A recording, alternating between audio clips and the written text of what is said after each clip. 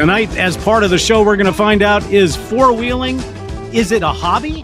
Is it a lifestyle? Or like shaving, is it just a way that we can drain your wallet? We're going to see what's happening. So we'd like to welcome all the barflies, and we'd like to welcome Mr. Joe Paulsen. He is going to be our expert for the evening. And the way we usually start this out, Joe, is we kind of discuss what we're drinking first, what we're smoking, if anything, and that kind of stuff. So we'll start with you. You drinking anything specific tonight? Yeah, I just got a little Pacifico here. You know, nothing too wild. I can't do that hard stuff like you guys. Well, wait till you see what I'm drinking. Dave, how about you? You know what? I tailored all of this to tonight's show specifically. So I figured it's a good old American hobby. So I switched over to the bourbon. Oh, we got Stranahan single barrel cask strength tonight. Well, I'm hitting it very heavy tonight. Very heavy tonight. I am drinking zero in the name. I'm drinking Pepsi Zero. Yes. Yeah. Oh, so. Okay, good. Playing it safe. I like it. Exactly. I don't want to. I wanted to keep it kind of mellow tonight. And then I'm smoking because of Joe being on the show. I am smoking one of my nice cigars. I'm smoking a Padron 1964. Any excuse. Huh? Well, I love Padron. You know that. Yeah. I mean, my wife gets mad at me when she says that's $20 a cigar, but yeah, so do I. You can't take it with you. What are you smoking? You know, I think I themed mine quite better than you did. I think jumping around in a Jeep all day long, I have comfortably numb, just like your ass would be. There you go. There you go. Very nice. Very nice. And Joe, I know you're inside, so you're probably not smoking. Well, on the Jeeping theme, I just have the little vape. That's because okay. I'm not trying to catch the desert on fire. So that's a great idea. And I guess I just heard that Juul has been given complete. They're allowed to make their stuff again. So Juul is one of two companies. Yep. One of two companies. They can't make the menthol though. I guess they can make everything else, but they can't do the menthol. So. I don't know. They sold me menthol. I got it. It must be my celebrity status. Right? That's what it is. Lost in the desert. They see you and they say, "Oh my God, it's Joe. It's the guy that climbs the side of things." Real quick, I want to say hi to. They're like, "Look at this idiot. We can offload our 5-year-old stock on him." That's right. Get him when the expired stuff. Real quick, I want to say hi to our barflies, Steve and Linda from up in the Northwest, Tig Lily, who happens to just be in another room here at the house, Wonko the Sane, which is Eric from the Detroit area, Pantea, the much better half of the Nurse Dave, and then we also have Rich and some other people I'm sure that just haven't said anything yet. So Dave, why don't you go ahead and start out with your first question, which is non-off-roading and four-wheel drive. Yeah. So, well, first, thank you for joining us. And Dave sent me the link to your little video to try to bring your followers over to our page, because we'll talk about you got your own YouTube page for this stuff. But what stood out to me watching that video, you don't get too close to the razor, my friend. See, I told you. What's up with that? 24 years in the military, being forced to shave every day. Just not down for it anymore. Plus, I look kind of, I mean, I'm already a little bit funny looking without it, right? But if you saw me clean shaven, you would think I was an alien. You got to camo that up a little bit. Huh? Well, but the thing is, Dave, what you don't know is all of us that are former military, we have 3510 basically tattooed to our upper palate, because we had to have our lockers grounded and we had to have our faces grounded. And your face is grounded. Is that what they called it? Well, but then again, being tier 1, we were allowed to wear beards and stuff like that at different times, but not very often. So, all right. Well, you're here to talk about what I assume is your major hobby. I'm here to talk about whatever you want to talk about. Well, let's talk about surfing then. Okay, let's talk about it. So I learned how to surf when I was in Japan. In there we go. The ocean that was bathwater temperature year round through typhoons, and it was amazing. And I almost died doing it. Damn. Well, half of that sounded cool. Well, tell us, aside from the surfing prowess that, I'm waiting for that channel. Well, no, wait a minute, Joe, we need There to won't get be you. any content. I'm in No, but we Arizona. need to get you on one of those big waterfalls in Maricopa on a surfboard taking a picture. That'd be pretty fun, actually. Exactly. So tell It'd be us a good little bit about spook yourself, how photo. you ended up in hotter than Tucson, Phoenix, and how you kind of evolved into this whole off-roading thing. Yeah, cool. No, that's a great question. I appreciate it. So how I ended up here in Phoenix. So I was in the military still. I spent 24 years in the Marines, and towards the end of my career, I was just kind of looking for a little way to slow down, and we were kind of deciding like where we're going to retire and everything. We own property back in Wisconsin, and when we first moved out there, my wife was like, "Oh, it's so beautiful, it's nice, and look at the trees, and the land is nice, whatever." And then it snowed, and she's like, "Oh, snow is Winter. really cool. Snow is really cool. It's really pretty." And I was like, "Hold on," So about nine months out of the year being freezing cold, she very quickly decided she did not want to go back. So that property still sits there, and retiring here, we just didn't really know where to go, and we decided to just kind of kick it here. I mean, the weather's nice, there's a lot to do out here. It's pretty fun. It's cost affordable compared to a lot of places. So that's how we ended up here. Yeah. How I ended up getting into Jeeping is it's an interesting story. So I started Jeeping back when I was a kid. My first vehicle ever was a Jeep.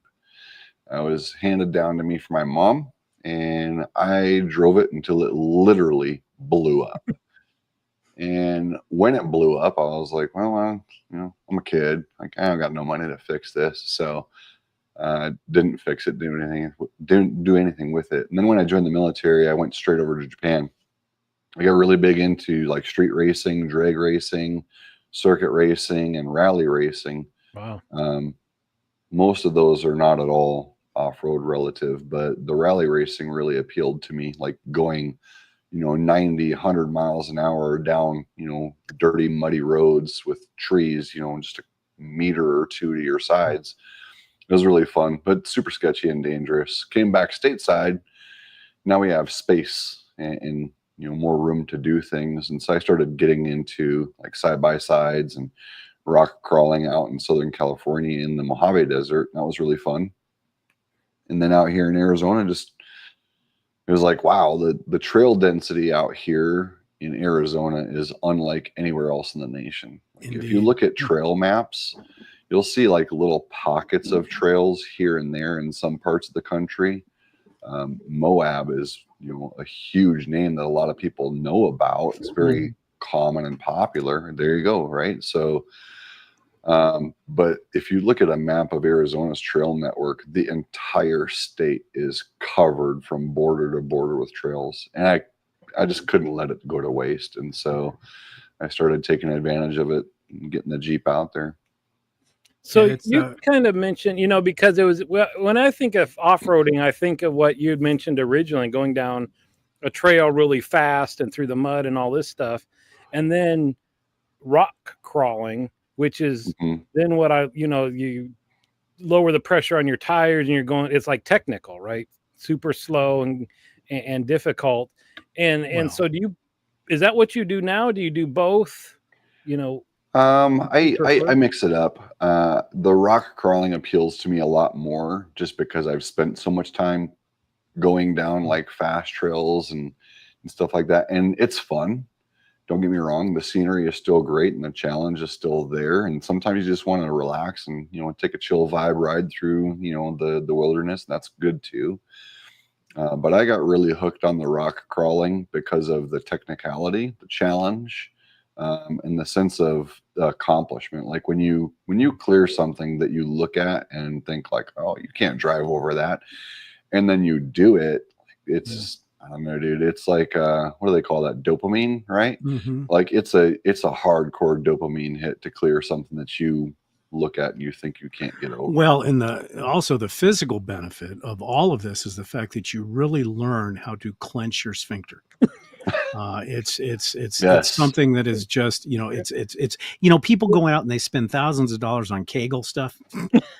Go out on a rock that'll crawling pay trip. off when you're older. For Tighter sure. than a prison virgin. Exactly. Well, Joe and I, it was funny. Joe and I met just online. I was watching his videos and we were talking, and it really prompted because I used to do a lot of what Joe does way back when I was younger and didn't break my body. But I really got out of it. And then we bought the TJ, which is a style of Jeep, and we'll get into that in a little bit. And then I really started watching Joe's stuff and we hooked up, and it just the fun of watching that. But real quick, before we go on, Joe, we have one question from Rich, and it basically says, are Stellantis Jeeps as capable as AMC Jeeps? This is Ooh. I've never even heard of Stellantis.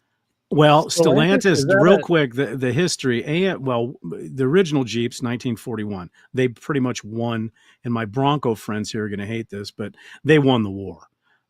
Broncos just came along down the line.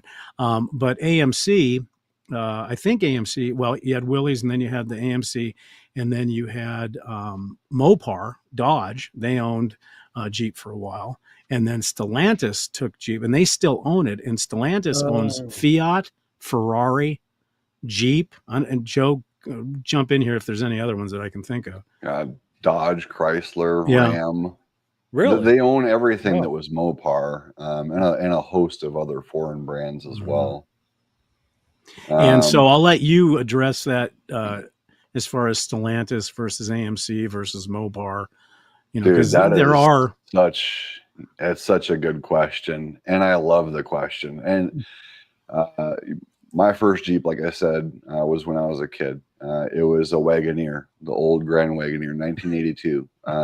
Did you have the wood panel? You bet. It was a Grand Wagoneer, fully loaded leather interior, power, everything. Nice. Woody panel, dude. It was mint until I blew it up. I would say this is just my opinion, and it's coming from, oddly, the opinion of somebody who doesn't even own an older Jeep anymore. But I think the older Jeeps are definitely the way to go. American made, the quality, the durability was there back then. Jeeps that were manufactured during the heyday are still on the road today, running just as strong as they were fresh off the showroom floor. The newer Jeeps are arguably more capable when you talk about like the technology that goes into them.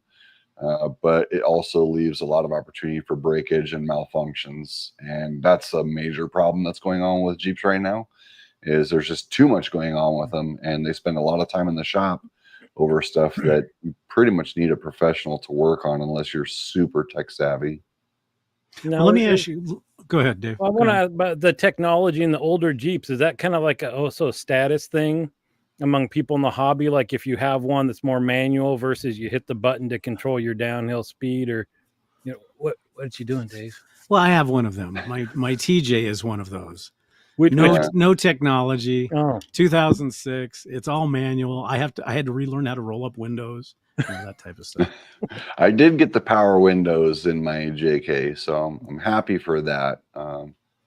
But I wouldn't say it's necessarily a status symbol. I've seen a lot of guys with older rigs do amazing, and older rigs that struggle, and guys that have newer rigs do amazing, and guys with newer rigs struggle.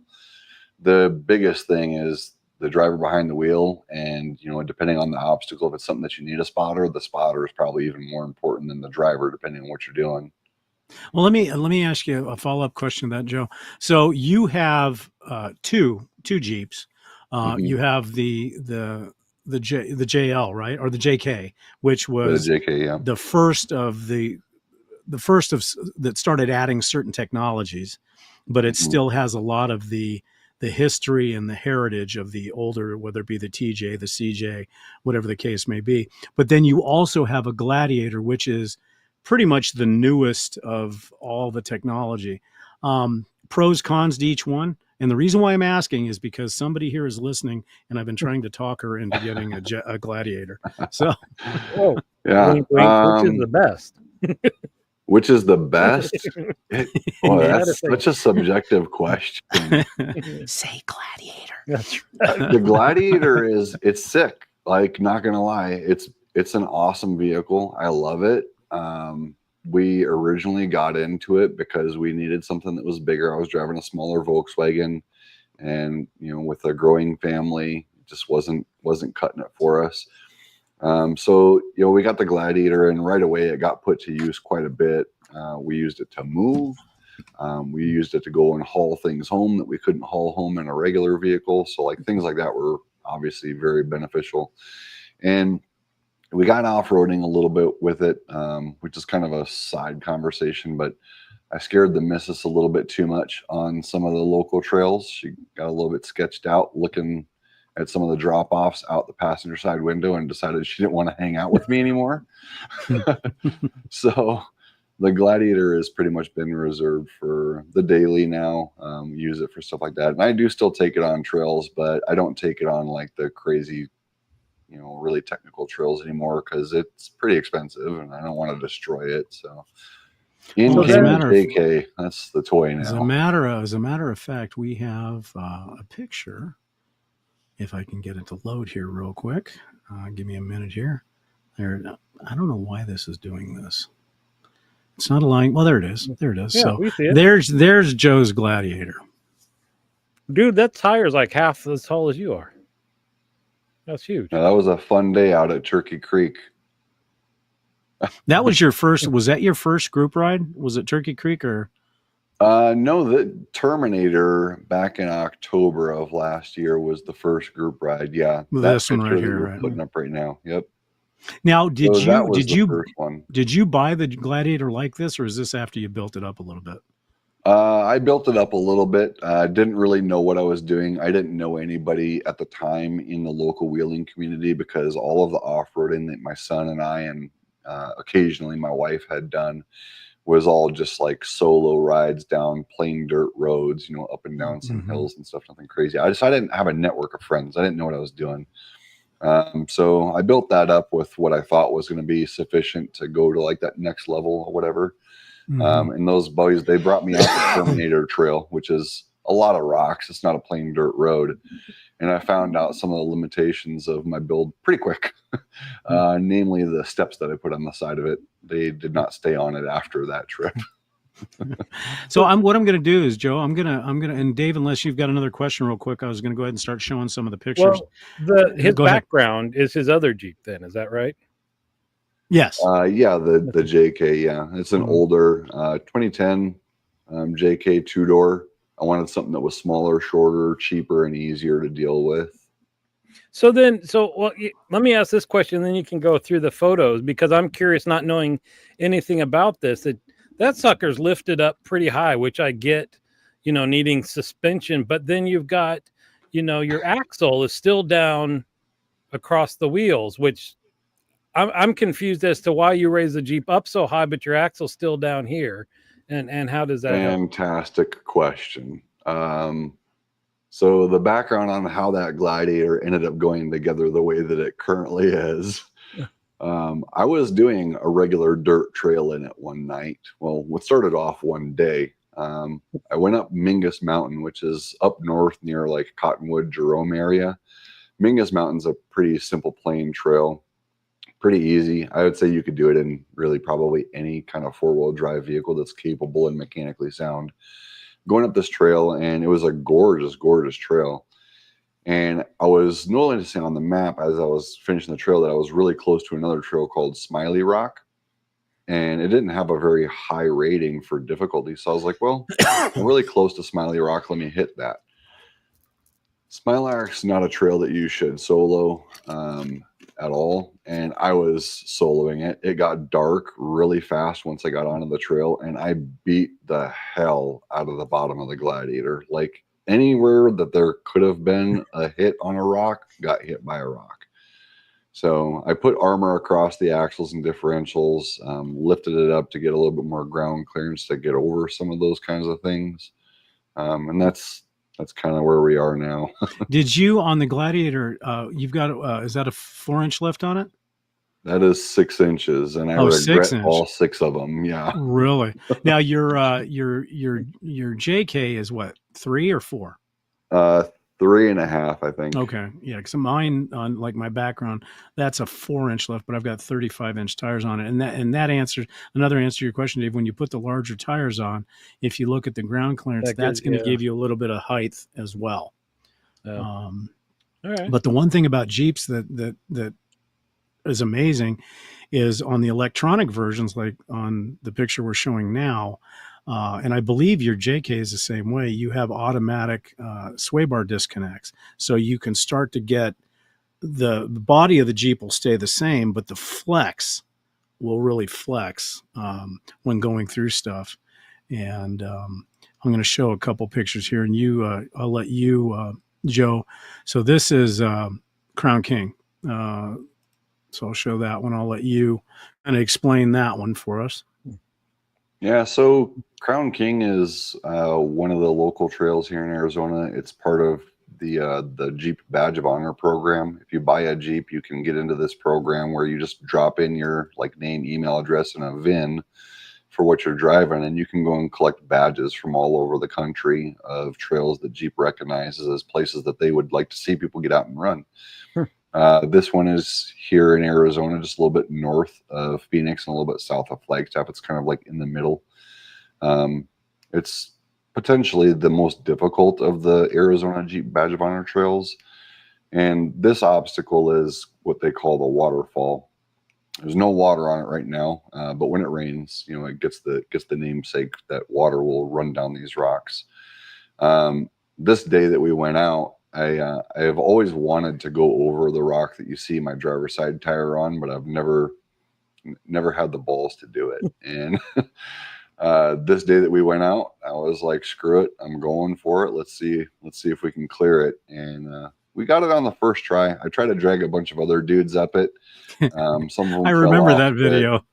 some of them fell off it. A couple guys got stuck.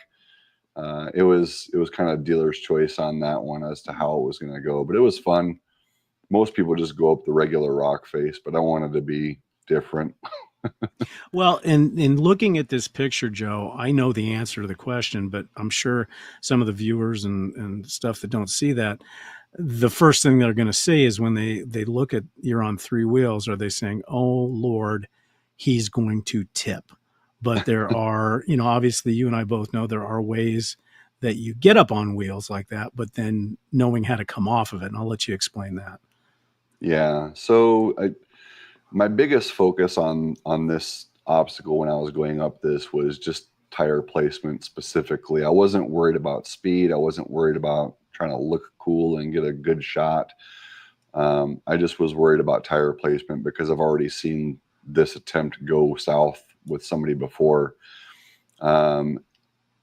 The passenger side of my Jeep is not very high off the ground. You can tell my tire's up in the air, but it's maybe like 1.5 feet, maybe 2 feet off of the dirt. Not a big deal. But on the other side of the driver side is maybe about 10 to 12 feet down if you flip over that direction before you're going to settle. And so I wanted to make sure that I have good purchase with the driver side. That's what I needed all my traction on. And that rock is pretty grippy, so it was really easy to get traction on it. But had that slipped off towards the driver's side, it would have been a really bad day for sure. No, have you had a spotter. I had a spotter, but he's like, I've never seen anybody do this before. He's like, I don't know how to spot you up this because I'm not familiar with this obstacle. So I kind of just soloed it. I mean, he watched and he's like, looks good, man. We just did it. It's not well, and shit. I already know the answer to Dave's next question, but I'll let go ahead and ask it, Dave. Well, you said that there's a big drop on the other side. So have you ever ended up with the wrong side of your Jeep down? I've gotten halfway there. I have laid it on its side once. Yeah. So this, Joe and I talked about this, and I'll put it up here. This is my wife, obviously, and nope, not me. We had this discussion that Joe's wife's about the same. Well, because I can only imagine. I mean, because this looks like while the front's elevated, it looks like it's fairly flat. But I'm imagining some of this stuff feels way worse when you're inside and leaning over, and it feels like you're about to go. Yeah, the seat of the pants feel is where it gets a little bit scary for some people. The Jeep generally can take it. Jeeps are a lot more capable than people would initially give them credit for when they first start getting into off-roading. Um, I would argue the same can be said for, a Bronco or a Tacoma or whatever. Vehicles are a lot more capable than people understand. And it's just getting over your barriers to building confidence. But yeah, you can tip these things quite a bit before they'll actually go over, contrary to what people say. Oh, Jeeps tip over really easy. Yeah, I mean, if you're swerving going 80 miles an hour down a highway, sure. But if you're going half a mile an hour over something like this, you're surprisingly stable. Well, and the other thing is, I'm going to show this next picture is, going off-roading and rock crawling is not just about that, although it's a big part of it, the accomplishment. But this is something, what I'm going to show now, this is something you can't get anywhere else. And that's a view like that. Oh, yeah. Now, so that's at night. And you mentioned being out late at night, which kind of surprises me, given the visibility. Yeah. So how often are you running out after dark? That is probably the majority of what I'm doing now. Because it's summer. Arizona heat. It's hot as hell out here, right? But this picture was taken from Black Canyon City Overlook. It's a timed exposure, but it was literally so dark you could not see 2 feet in front of you. You could barely even see that city over there because it's pretty far away, but using timed exposure, we got a really cool shot. But this was one of my first night runs, and it hooked me, man, because it's a whole different world at night when you can't see anything. Now, is that the one where you and Greg raced down those twin trails? No, that was a different location. That's a lot closer to where we live. Oh, okay. We'll leave the location name to be undisclosed because there are some people that are not happy that we went to that location. Okay. Well, and that brings up a whole nother point is because, a lot of the places that we go to are state trust land, which you need to have a permit, BLM land, which some places you need a permit. And then there's some that are private land that they allow access to. But there's where the thin gray line leads, is that sometimes people own these properties and there's a gate and the gate's open. We as off-roaders and Jeepers go out there and the next thing we know, we're getting in trouble. So you never know. You just got to be hopeful that you're not. Yeah, and I always make sure that I've got the permits to go to the different places that I'm going. So I've got a small collection, but like you said, some of the spots, it is still land where, some people don't want you to be on, whether you've got a permit or not. And they may or may not necessarily have the right to say that you can't be there. But at the same time, it's not really something that I feel like battling with or fighting in court. Like if someone says, hey, you can't be here, it's fine, man. I'll turn around and go. It's not a big deal. Like I've got a permit. I'm within the boundaries of the permit area, but whatever, man. Like there's other places that we can go and have fun. There's a lot of organizations out there in the country that are, dedicated to like land rights use and things like that. And I strongly recommend that if people are interested in doing the off-roading thing, to check out some of the local organizations and figure out how they can get involved in keeping trails open. Because there's a lot of Backway to Crown King is one of those areas, believe it or not. A huge portion of Backway to Crown King goes through permit required areas as well as private land too. Mines, the mine that's right there. Yeah. Now, is a permit required just to keep the numbers limited, or do you have to qualify somehow for a permit? No qualification. Money. Anybody can go and buy the permit. But I will tell you this much: the money does not go to waste. The people that are collecting the money for these. It's going to maintaining the trails. Like there's a lot of times where you go out and you'll see a lot of trail repair has been done, and it was done by heavy machinery that got brought in. They'll bring up dozers, graders, things like that to clear out some areas of some of the trails that are getting too difficult for people, so that everybody can still enjoy it and stuff like that. So that's cool. Well, and one that comes to mind is Flex 42. That's not the official name. I can't remember the official name of it. Yeah, it's MT42 or Telegraph Line Trail. And what's amazing about this one, Dave, is there are signs.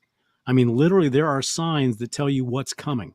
I mean, I think it's one of the nicest trails where the money that permits have spent, this is where it's at. I mean, and the thing is, I think everybody that goes out on well, I shouldn't say everybody that's got a conscience that goes out on the trails has the leave no trace mentality, meaning leave it better than when you came out. Now, and that's the big thing. And I think that people in the Jeep and Bronco community and even the truck community are a little bit more apt to be that way than some of the folks that are in the side by side community. That's what I've noticed, anyways.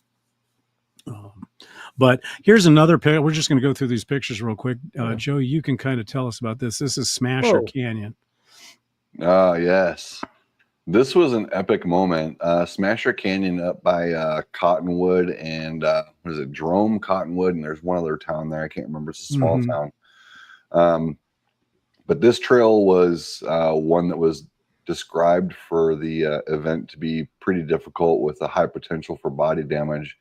And when we got out on the trail, I took the Gladiator, thinking to myself after just doing a little bit of research on it, I'm like, I can get the Gladiator through that, without any major incident. And I did. But there was a lot of offshoots on the trail where you could get really wild. And this is one of our friends, Sean. She's got a really awesome Jeep. She's got it built to the nines, right? Like this thing is seriously built. And only a couple people even tried to get up and over this obstacle. It was like a big V. We call it a V notch. So it's, it's just shaped like a V, right? It's where two rocks kind of converge together and pinch. And, falling into that can be catastrophic. And she walked her Jeep right up that. She got a little bit hung up in a couple spots where the frame was catching. And through the expertise of some of her spotters watching where her tires needed to go, she was able to get her Jeep up and over it. She was the only one to get up and over that obstacle that day. So go ahead. You just mentioned that not everybody went up this, and the other one you showed us about the waterfall that only a few people. So do most of the trails that have these really hard spots have another route you can take? And then if you want to go off and...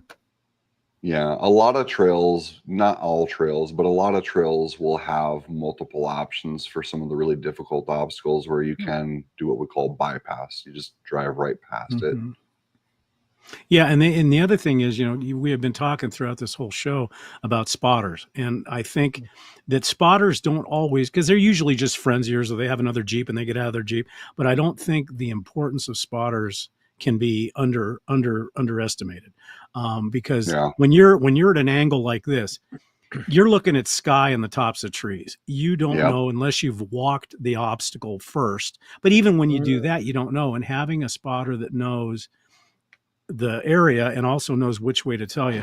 And the follow-up to that would be, Joe, do you find that, especially now with the new radio systems, the Midland stuff, that the spotter will usually have a radio, or is it just yelling driver, driver, passenger, passenger, or is it a combination of both? Good question. Sometimes we use radios for spotting, but I guess it really kind of depends. My Jeep is nice and quiet. I have a factory exhaust on it, so it's nice and quiet. I can hear the spotter at pretty much conversational tone from outside the Jeep to know where I got to go. Some guys drive really loud and rambunctious Jeeps. They're probably going to need a radio to be able to hear anything that's going on. But like you said, like the spotter is a very underestimated tool. They can see a lot of things that you cannot see, whether it's because you're looking at the sky or it's something that's behind you or something that's to your side. I think spotters are invaluable. I don't like doing trails without them. I don't know, a lot of people will say, like, you can't drive if you can't use a spot, if you have to use a spotter. And I mean, if that's the way someone feels about it, that's fine. But I prefer to not break something and be stuck on trail all night long. So I'm going to use a spotter. I'm going to listen to them. Well, and that's another thing that we haven't talked about. A lot of these trails, as we know, are very remote. And if you have to have somebody come and get you or tow you, you're talking 4 digits to 5 digits just to get your Jeep to the trailhead. I mean, it's not cheap. It's not cheap. And, I think another thing that speaking of spotters, now, obviously, I'm not sure if Greg's here, but Greg is a good friend of yours, and you guys spend the majority of your time out on the trail. And I think having a spotter that you trust that's not going to get you into a situation that he wouldn't want to get into for the most part, is really important as well. And here's a perfect example. And I'll let you. This is a little dim, but this is Ajax and the exit strategy. And you can see right here that is a winch line.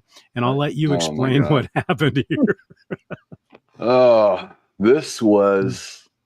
I think this was the worst part of that trail. Ajax down in Florence. It was my first time doing any trail down in Florence. There's a lot of big rocks on the trail. It was very fun, very technical. We got a lot of really cool shots. We had a lot of fun kind of pushing ourselves. That's also where I flipped my Jeep, by the way. Yes. But getting out of this trail, there was two different options. And one of the guys was like, well, if you go that way up the main trail, it takes you straight into another trail that's going to be way harder than this. And we probably shouldn't go that way if you're not up for it. And I was like, okay, yeah, I don't think I want to do something harder than this right now to start a new trail. So he's like, well, if we go up this way, it'll just kick us right out to the main road and then we can just boogie back home.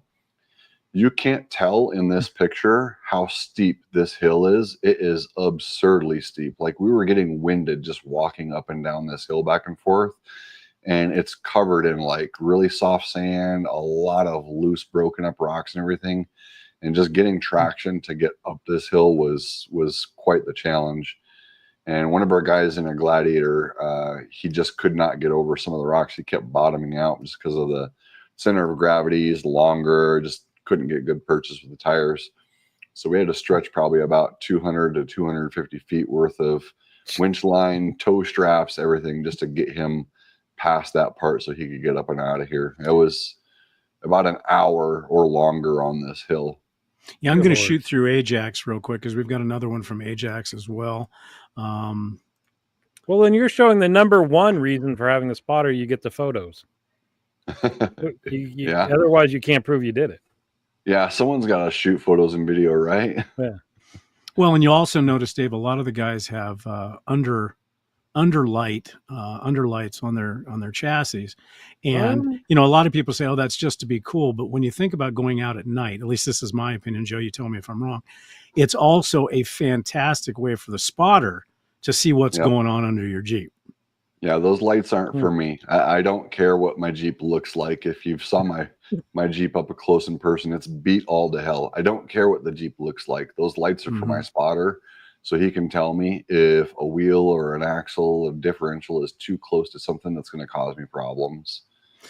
And and there's this one here because these Jeeps don't look beat to hell. So I was going to ask about that, but you kind of answered. I mean, I see all the door handles on and stuff like that, and you would think taking them out all the time they would be all beat up. And oh my god! Maybe I should have threw some pictures Dave's way of the bottom of the Jeep and of the sides of the Jeep, and it's pretty mangled. But now explain this one, because that's Greg and his wife Alicia, and I'll tell you what, as far as a co-pilot's concerned, Greg's wife makes the video because she is fearless, number one. Number two, she audibly experiences everything they go over, and you can hear that in the video. So tell us about this one a little bit, Joe. Yeah, so this was on a Monday night. One of the things that Greg, Alicia, and I really like to do on Mondays is just go out and explore. We don't do regular trails at all. We literally just go out and explore totally random stuff. And this was one of the nights where we were doing just that. And I get in on like satellite images on like Google Earth or on Onyx maps, and I pick out spots that look like rocks. Like, I think that's a rock. I think that's a rock pile. Let's go and try to find it and see what it looks like. So that's what this was. And it was a big rock pile. There was a lot going on here at this spot. I got stuck on this. I had to be winched out. Greg got stuck on it. We had to winch him out. This was where I also took my first body damage. If you take a look at that rock that's right behind the passenger side of his Jeep, I kept trying to drive up this wall and I couldn't get it. And I kept sliding further and further over towards the passenger side and put the rear of my Jeep right into that rock. So got some new taillights out of it, got some new dents. And it should be known that Joe's new nickname is Taillight. I think I'm due for my third set now in the past couple months. But they're inexpensive, so that's the good thing. Okay, here this one's called. This next picture is called Body Damage, so that kind of answers your question, Dave. So you really can't see anything here, but yeah, this was the same spot. That's the exact same location. I was the first one to try to go up it, and it's a cool picture, but it doesn't show the problem. I liked the picture just because it looks cool. You can see how vertical we are going up this wall. But the problem is that there's a little notch in the rock that sticks out kind of towards the top of it. And both of us got stuck on our transmission pans on that notch. And that's why we couldn't get up and over this thing. And here is another one that you gave me. This one's called Box Canyon 2. And so that there we go. The Band-Aids make this shot. That covers it all up. That'll buff out. That's Greg's Jeep, isn't it? Yeah, that is Greg's Jeep. When he first bought it, he sent me pictures of it at night. I thought his Jeep was black. It's a really, really dark green. Oh, wow. I didn't know that. I thought it was black too. No, it's a really dark pearlescent green. This was Box Canyon Wickenburg, a really easy trail. You could probably take like a Honda CRV down this trail. Dave, you need to take your Tesla down there. That'd be fun. Yeah, it's 4-wheel drive. You probably could, honestly. Like, it's a really easy trail. But when we were driving it, I'm like, well, it's a little too easy. We got to find something interesting. And I was looking left and right over my shoulder, looking at the rocks that were all around us. I was like, oh, hey, look at that. Look at that big V-notch over there. That looks doable. I remember that. And we put our headlights on it. We're like, yeah, that does look doable. And so Greg attempted it. He left with a dented tire or a dented wheel, de-beaded tire. So the tire came off of the wheel. And then all of this damage was all from one obstacle. 10 of 10 would not recommend. Yeah, it should be noted that this is also out in the middle of nowhere. And so you have to carry with you certain things to help. Now, it doesn't hurt that Greg's a mechanic either. That definitely doesn't hurt. And that you've got the experience you have with vehicles. But I would imagine there are people that go out with brand new Rubicons and they buy a Rubicon because there's a trail up near Tahoe called the Rubicon Trail. That's what it was all named, a Tough Trail. Mm-hmm.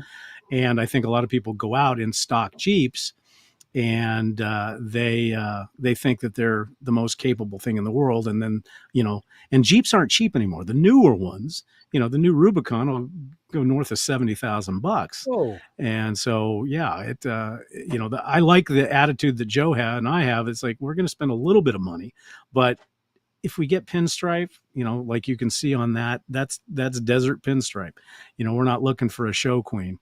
And like Tigley knows, pinstripes are a badge of honor. Yeah. Well, because we're most getting of the pinstripes will buff out. Most of it will buff out, but some of what you see in that picture ain't buffing out. Well, but let's hear, because Dave said he got to know you online and he talks about your channel and all that stuff. So I want to make sure we get to that before we run out of time. But how did you get from doing this to deciding? Let me get two more pictures in and we'll go to that, Dave. I want to get these pictures in real quick. Let me remove this one. I'm going to go ahead and play. It's a video. And then I'll let Joe talk to us about that real quick, and then we'll get into the other things. So here we go. There it is. Driver. Oh, roll. There you got it. Roll. This is the waterfall trail. Easy.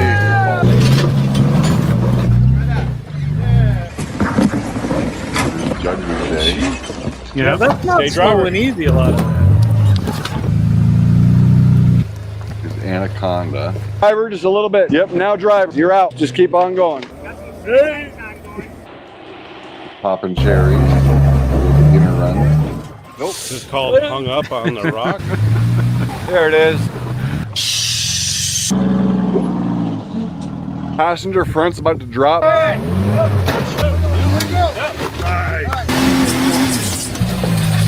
Long trail.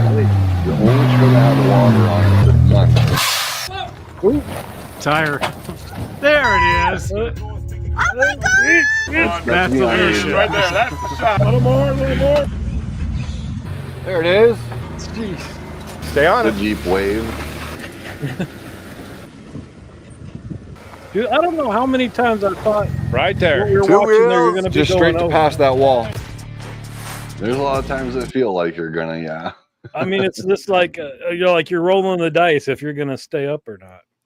Well, the thing is, one thing, if you watch some of Joe's video, and we're going to post his channel here as well, they're fun to watch, but the one thing that we did not have pictures, or I couldn't get the pictures on here, was of poppin' cherries. And go ahead and explain poppin' cherries, because I know you use that as a tool to train people as well.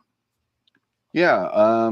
So I started getting into the rock crawling just by being brought into it by some other folks that were familiar with some of the rock crawling trails. Terminator was my first group ride on a rocky trail, and it was fun. It was a good experience. At the same time, I think it was maybe a little bit much for, somebody who had a stock vehicle or maybe something that was just barely modified. And through some of our different wash explorations, Greg Alicia and I found this trail that's very close to us. We call it Poppin' Cherries because we've brought several people out there that have never been on rocks at all and used it to kind of help them pop their cherry, so to speak, and get used to gaining confidence and comfortability of what the Jeep can do without pushing them too hard on something that's too big or too crazy. So it's just been a really fun spot to go. We still go out there. We did go out there last night as well. It's changed a lot since some of the videos, so we're gonna have to post a new video. The rain really did a number on that trail and bumped the difficulty level up a little bit. But it's been kind of our safe haven to bring people out to get them into off-roading. That's this right here, isn't it, Joe? Joe, that's this place right here, right? Okay. Yep, this is also Poppin' Cherries. Yep. What happened to us? We left. Bring it back, we're at the there cigar we are.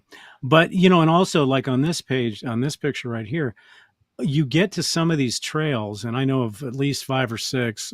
Box Canyon in Florence, you get to go to an old stage stop that's years and years old. I believe this is Harlequin, isn't it?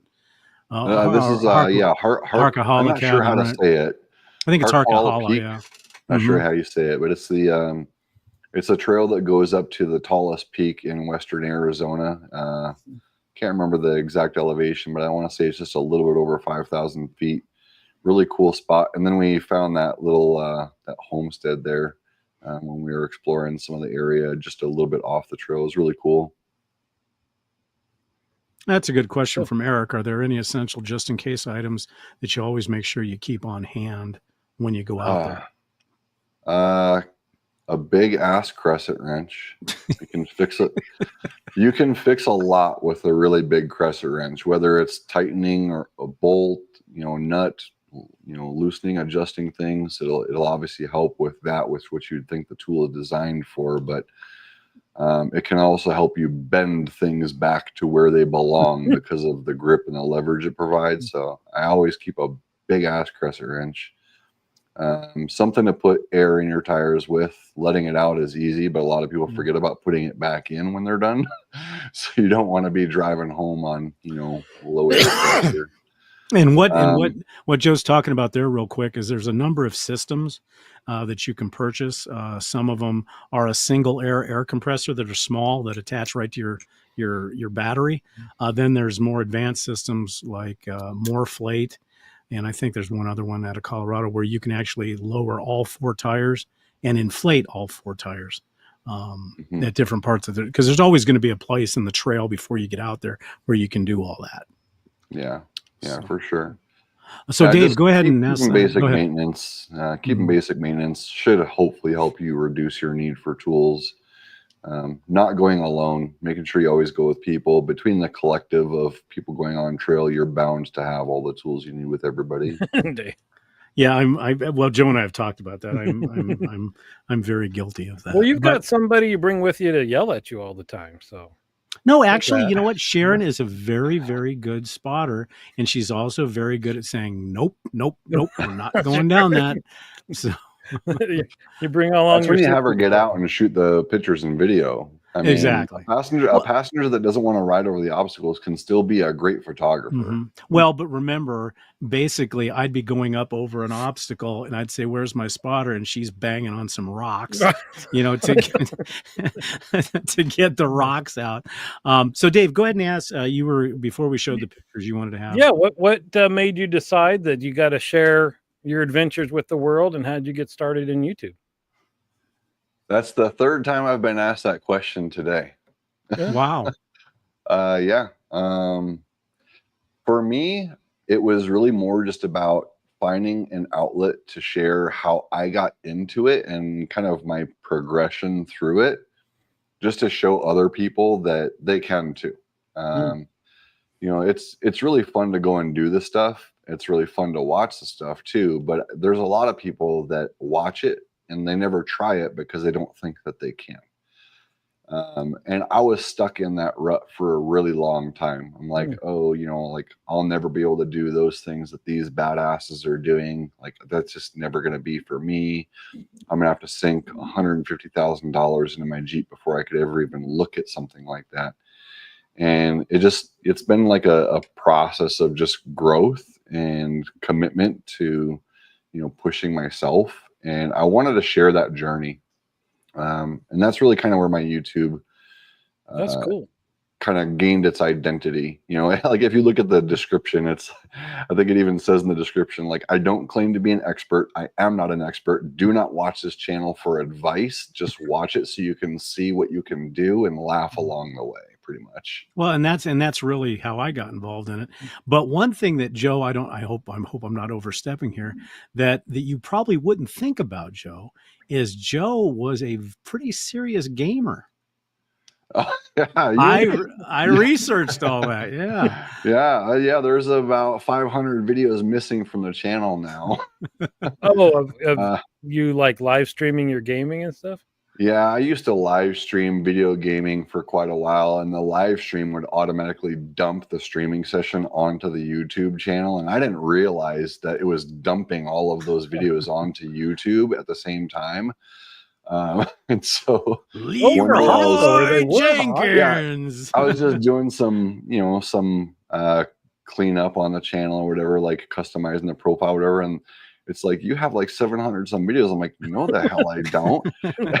And I'm like, oh shit. Like there's like 500 videos of me playing World of Warcraft and Dead by Daylight and racing games and all this. I was like, so I deleted a lot of that stuff just because I didn't want people to be confused on what the channel was about. But did they get tons of views? Cool. Your gaming? No, those videos got like one view every 35 videos. The viewership was terrible. The stream itself didn't perform much better when it was live either. But you're doing pretty well. I think the last I checked, you were like 580, 590 as far as subscribers. We're doing okay.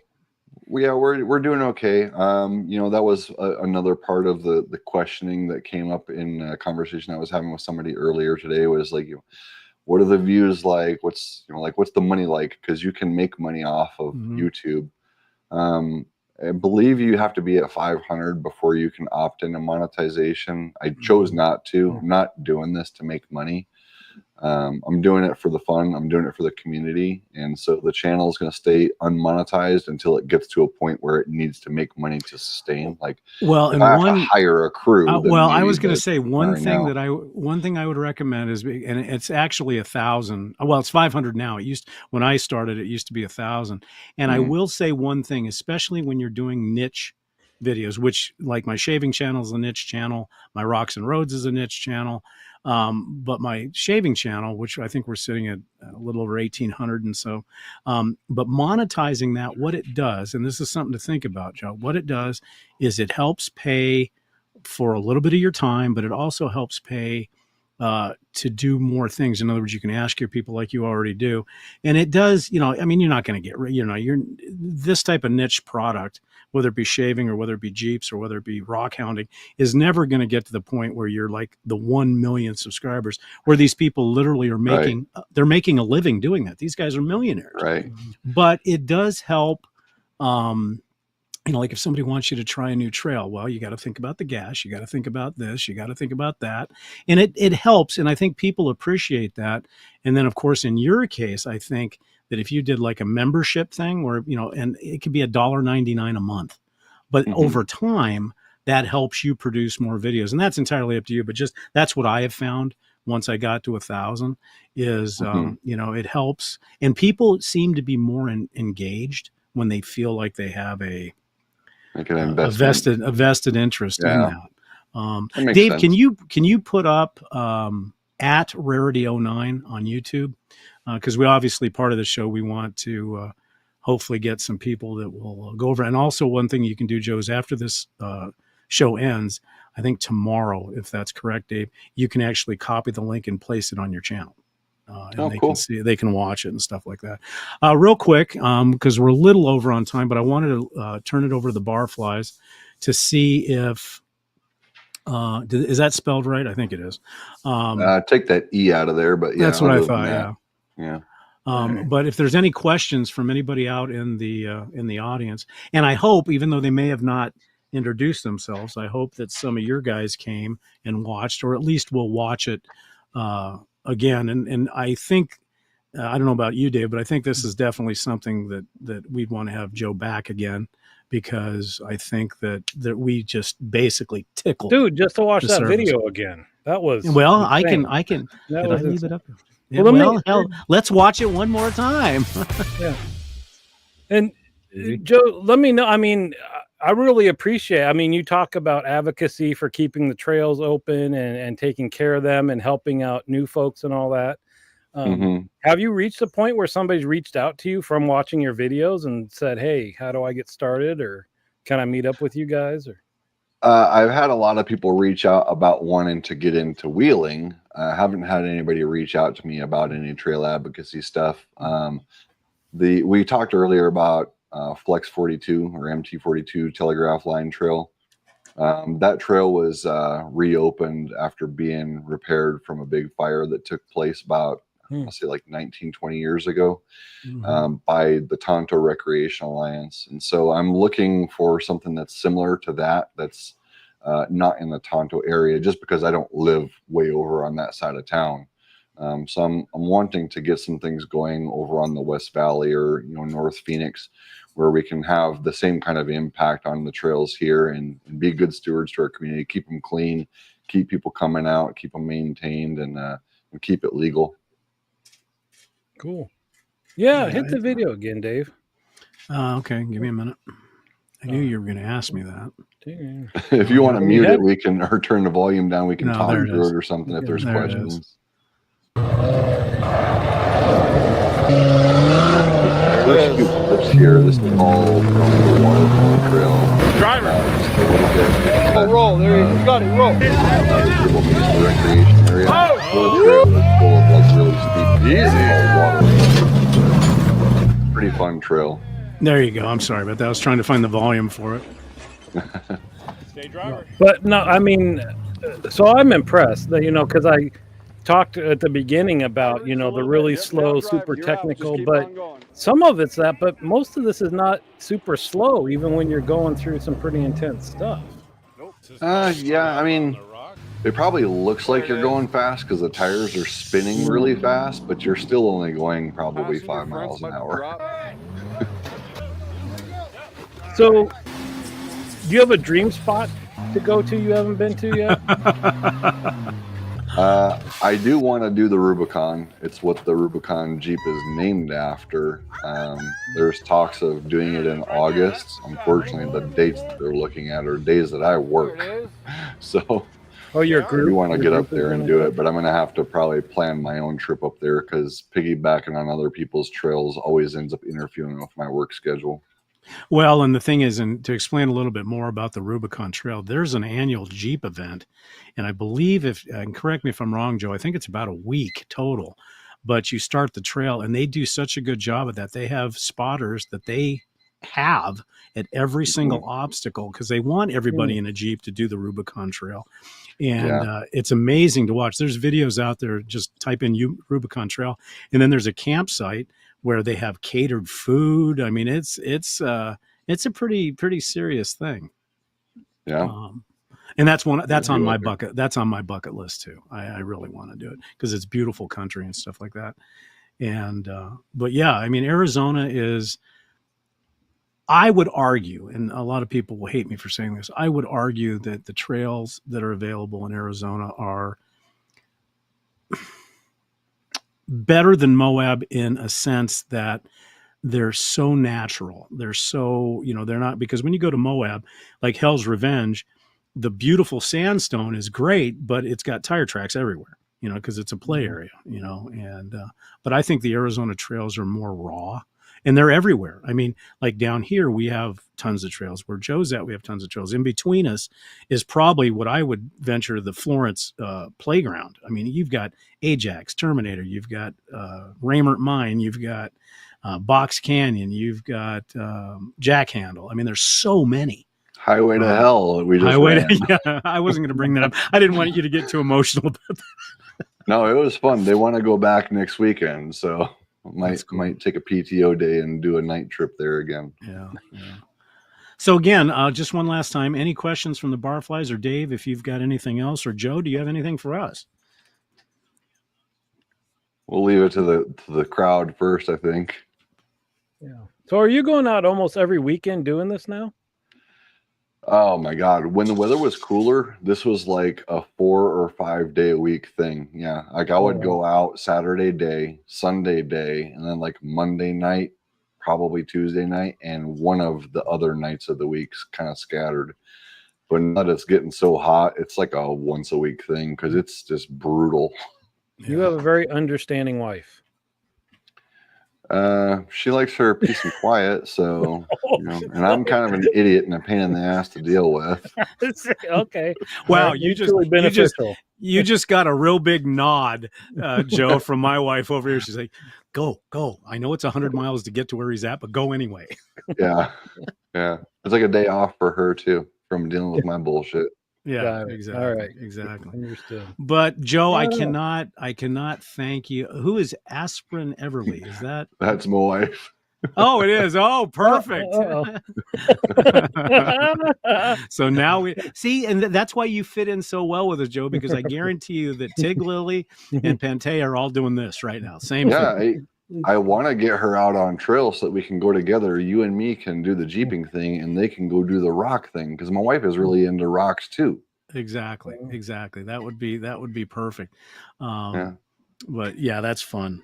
But Joe, I can't, on behalf of Dave and myself and everybody in the Barfly, we cannot thank you enough. This is, I mean, for me, obviously, because I'm into Jeeping, it's just been a pleasure. It's been an honor to have you on because it's neat to see how much passion you have for this. And that comes through on your videos as well. I mean, it really does. It just, you can tell that there is a passion there.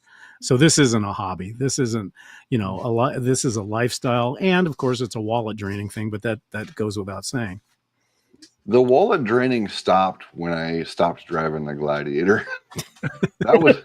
That was the money pit. The JK has been great to me. A couple things on it have broken, but I think I've spent less than $100 each time something broke. Like it hasn't been that bad. That's good. That's actually the older, the better. Yes. Exactly. See, Dave, I want you to remember what he just said when you claimed to say, how old I am. The older, the better. It's classic. It's legend. It's like fine wine. Exactly. Well, I mean, how many 60-plus-year-old people have this moneymaker? I mean, come on, really? So one last thing we have to do, because we promised before the show, is what kind of, we always come back to food in this channel, and our Barflies expect the food thing. What kind of snacks do you bring with you on the trail? Because you're out there for hours. Yeah. Trail mix, obviously jerky, like kind of the similar staples you'd always find, right? I've been really big into bringing fruit lately because it doesn't have any trash, so that's nice. I don't have to deal with trash and it's good for you. Every once in a while I'll bring like some BS, like I'll grab like a gas station sandwich or like some cold pizza in a Ziploc bag from the day before, Right. Now that my left arm. Speaking of, is that your son that goes with you out on the trail sometime? He goes with me sometimes. Okay. Yeah. I spooked him out a little bit on a couple trails. I had him driving so we could teach him I how to saw drive that, and right. teach him how to wheel.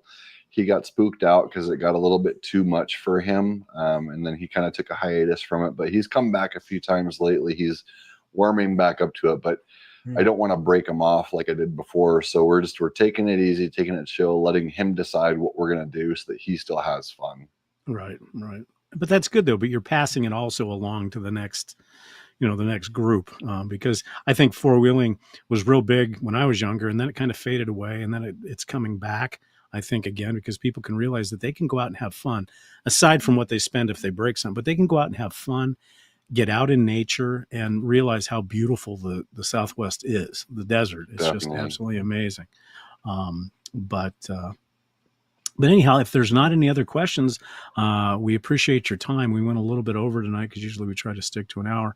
But just real quickly, just to remind everybody, if you have any ideas about shows coming future, because we're every week, and let us know if you like this type of content, because this was kind of a little bit of a left turn for us, but I thought that it is important to see, because people see Jeeps going down the road and they wonder, and I think that this showed what people do and stuff like that. So on behalf of everybody here, the Barflies and everything, Joe, I want to thank you so much for spending the time. Thanks and for like I having said, me, guys. I really appreciate it. Don't forget, guys, make sure you go to Rarity09 on YouTube, join his channel, subscribe his channel. You're gonna watch some absolute. We just tickled the surface on the videos that he has out there and stuff like that. So stick around after the show, Joe. But other than that, Dave, do you got anything else? I'm good. Thank you, sir. All right. Say goodnight, everybody. All right. Thanks, y'all. We'll see you next week. Take care.